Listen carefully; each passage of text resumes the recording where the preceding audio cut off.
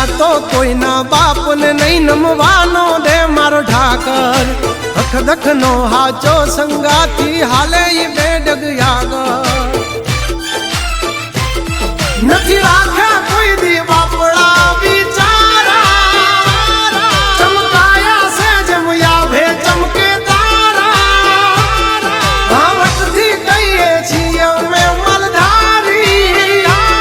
ભેળા છે ભાઈઓ તલવાર બેધારી ખેલી લેવા ખાંડા ના ખેલ કઈ નાની માના ખેલ નથી